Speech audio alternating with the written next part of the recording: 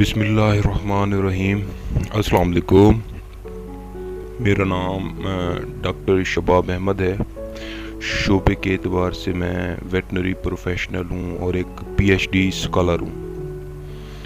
YouTube channel के ज़रिए किसानों और अवाम उन्नास की रहनुमाई के लिए साइंसी बुनियादों को मद्देनज़र रखते हुए एक सिलसिला शुरू किया है। अल्लाह ताला से दुआ है कि इस कार खैर में मेरी मदद फरमाए और आप इस वीडियो को देखने और सुनने वालों से रिक्वेस्ट है कि इस कार खैर को सदक़े जारिया समझकर आगे लोगों तक पहुंचाने में मेरी मदद करें, ताकि जो असल मकसद लोगों की रहनुमाई है वो हासिल हो सके। जैसा कि हम सब के इल्म में है, पाकिस्तान एक ज़राई मुल्क है और ज़राअत पाकिस्तान की इकानमी में जीडीपी का 24% का हिस्सेदार है और लाइफ स्टॉक भी एक ज़राअत की शाख है। इस 24% में से 56% लाइफ स्टॉक का हिस्सा है और नेशनल जीडीपी में टोटल 11% का हिस्सेदार है। अब हम आते हैं अपने मेन टॉपिक पर, जो कि लाइफ स्टॉक है।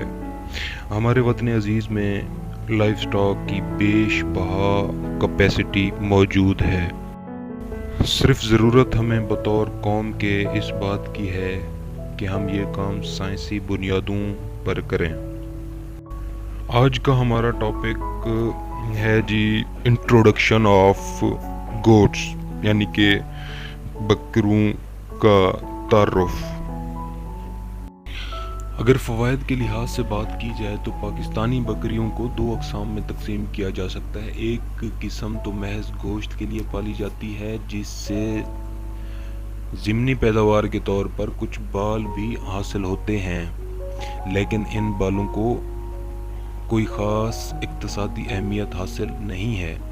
दूसरी किस्म दूध देने वाली बकरियों की है, जिसमें बीतल, दायरा दीन पनाह और नाची मशहूर हैं। दूध और गोश्त के अलावा कई ममालिक में बकरियां पशम के लिए पाली जाती हैं, जिससे किसी हद तक इक़्तिसादी फ़ायदा भी हासिल होता है।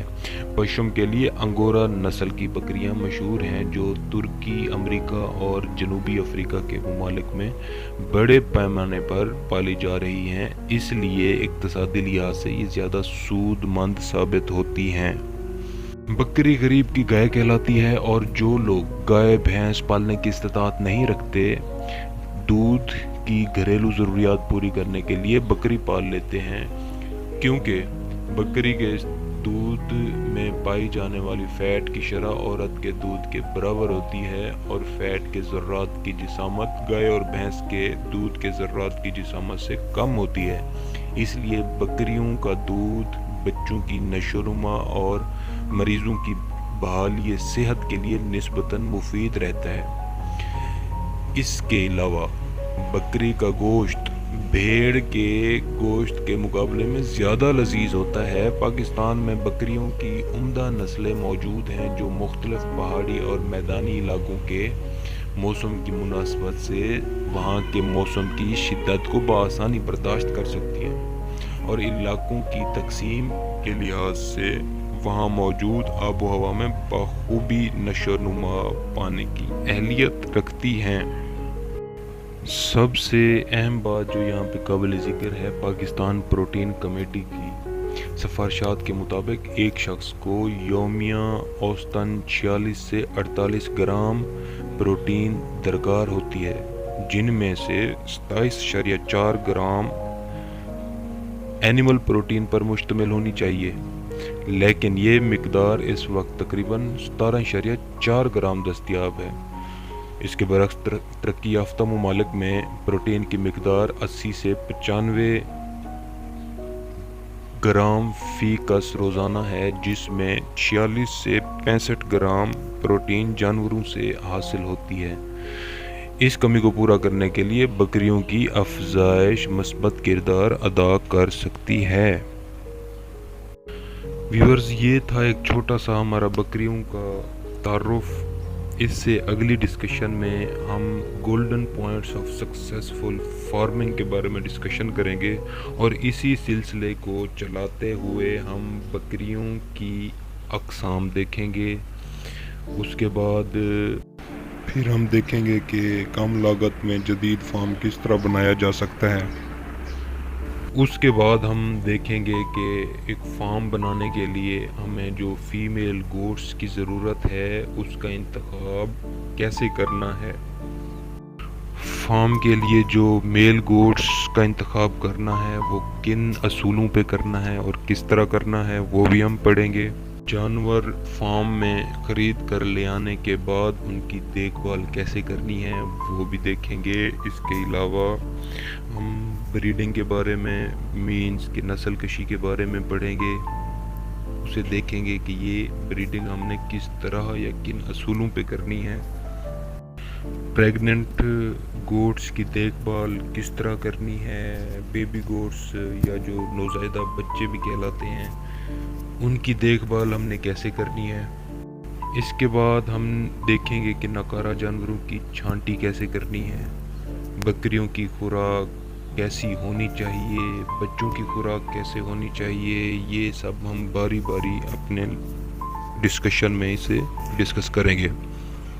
इसके बाद हम सब्ज़ चारा और चारा महफूज करने के तरीके देखेंगे जिसमें साइलेज और वंडा और खुश्क चारा शामिल होंगे। इसके बाद व्यूअर्स मैं आपको वंडा बनाने का तरीका बताऊंगा जो आप घर बैठकर आसानी के साथ मुख्तलिफ फार्मूले इस्तेमाल करके आप बना सकते हैं। इसके अलावा छोटे बच्चों का वंडा बनाना हम सीखेंगे। इसके बाद हम कॉमन डिजीज़ेस देखेंगे, वो बीमारियां जो पाकिस्तान में मोस्ट प्रेवलेंट हैं उनको हम सस्ते दामों घर बैठे किस तरह ट्रीट कर सकते हैं, और साथ ही उन बकरियों का वैक्सीनेशन शेड्यूल पढ़ेंगे, हम उनके बारे में डिस्कस करेंगे। इसके बाद आपको साइंसी तजर्बात की बुनियाद पर कुछ मशवरे भी दूंगा जो कि गोट फार्मिंग के लिए इंतहाई सूदमंद साबित होंगे। ये थी व्यूअर्स हमारी आज की डिस्कशन। उम्मीद करता हूँ कि आपके लिए ये फ़ायदेमंद रही होगी। अगली वीडियो तक अपने मेज़बान डॉक्टर शब्बाब अहमद को इजाज़त दें। अल्लाह ताला हम सब का हामी और नासिर हो।